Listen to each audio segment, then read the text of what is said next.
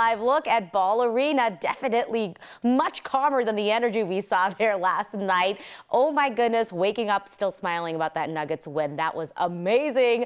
Game 5 is here in Denver on Monday at 6:30. Oh my goodness, that fourth quarter. Yeah.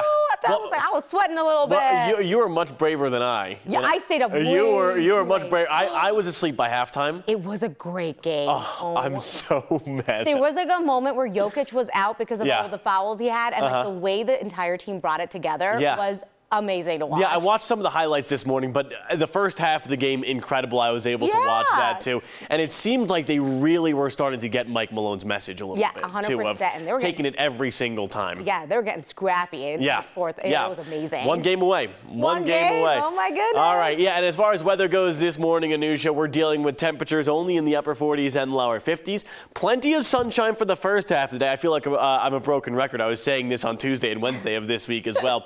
And then in the second half of the day, we have scattered showers and storms along with temperatures in the 70s and even some increased cloud cover as well. Let's get a look at that forecast for us.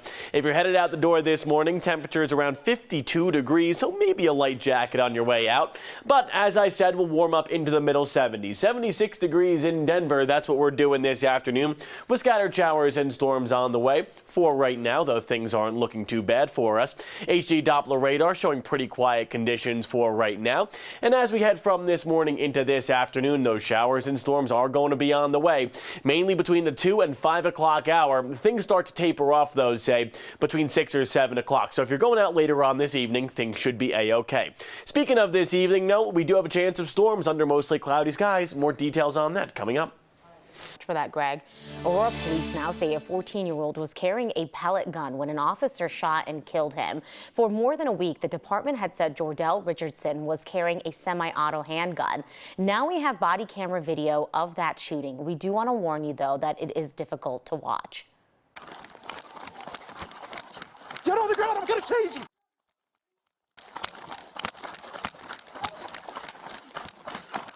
Gun! Gun! Look on the gun! I'm gonna shoot you! Dude, I'm gonna shoot you! Two officers chased Jordell down an alley and then tackled him. Shortly before the gunshot, you can hear Jordell say, "Stop, please, you got me." Within seconds, one of the officers fired a single shot, hitting Richardson in the abdomen. They grabbed what turned out to be a pellet gun. Within a few minutes, they started CPR. Aurora's interim police chief Art Acevedo said Jordell flashed the pellet gun during a robbery. That is not a toy. As a matter of fact, that is a weapon, and that's the weapon that we found that was on this person. God bless him. It is not a toy. As a matter of fact, our officers believed that that was a semi-automatic 9mm. The chief of police just announced that Jordell did not have a gun. Jordell was a boy, and he had a toy. We're hearing from the family's lawyer there and that last soundbite. An outside law enforcement group is investigating the shooting, and the officer who shot Jordell has been placed on paid administrative leave. Well, Denver is deactivating its emergency operations for migrant support less than a month after reactivating it. It was put in place in May to manage the hundreds of people arriving from the southern border. That was before the COVID-era Title 42 policy had expired. Since then, the city says it can better manage the number of people coming in and no longer needs the emergency operations. People who are arriving can go to the city's reception center from 8 a.m. to 5 p.m. 7 days a week. Denver has spent nearly $18 million sheltering more than 11,000 people.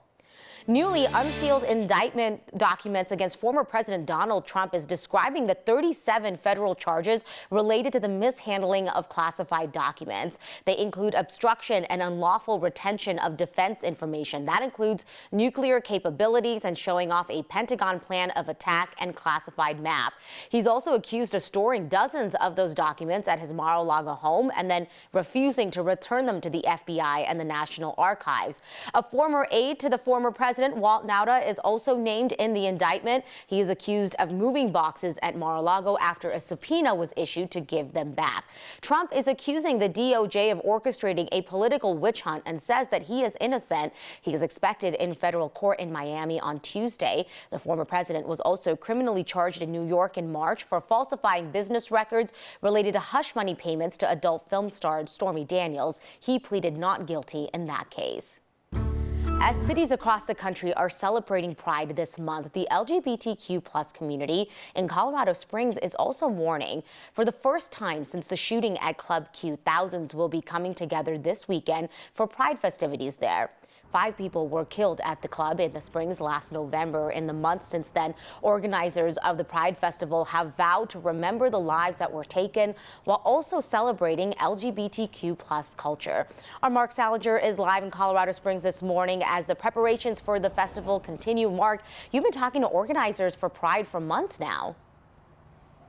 Yeah, Anusha, good morning. We are down here in downtown Colorado Springs as the city gets ready for Pride celebrations. Pride is, of course, the celebration of LGBTQ culture that's filled with so much color and fun and music and excitement. And this year, it's also filled with a lot of different emotions. I want to step out of the shot here just for 1 second and show you what's behind me. This is the memorial that's been erected for the victims of Club Q. It says, "We will overcome," and at the bottom it says, "In loving memory of the lives lost at Club Q," with the 5 names and the date November 19th, 2022. Now this year, organizers here in Colorado Springs expect their biggest crowd ever. As I've been talking with them over the last several of months, it's very evident that everything that they're doing for this planning is with the victims and their families of the Club Q shooting in mind. While Pride is supposed to be fun, of course, filled with joy, it's impossible not to acknowledge everything that's happened in this community over the past year. Their goal this weekend is to celebrate and also remember. Oh, of course. It's super emotional. You know, it comes in different waves, I think, because as soon as you think that you're past something, then you'll see something else and it takes you right back. So I think this year is going to be really special and really hard for a lot of different reasons, just because the last year has been really rough for our community. I think that we need to express that, we're here for the community and this event is for the community. Pride here in Colorado Springs kicks off today and it will continue on through tomorrow. Today there is a memorial service for the members of the Club Q shooting and the victims who died. That'll take place here in Colorado Springs downtown at Alamo Square Park at 11. And then tomorrow there's the Pride Parade, of course, that goes through the entire town. The leader of that, the Grand Marshal, will be Rich Fierro. He's the man that many people here in Colorado Springs call a hero for stopping the Club Q shooting. We're going to be speaking with him, Anusha, in the next half hour. All right, thanks so much for giving us that preview. We appreciate it. We'll check in with you throughout the morning, Mark.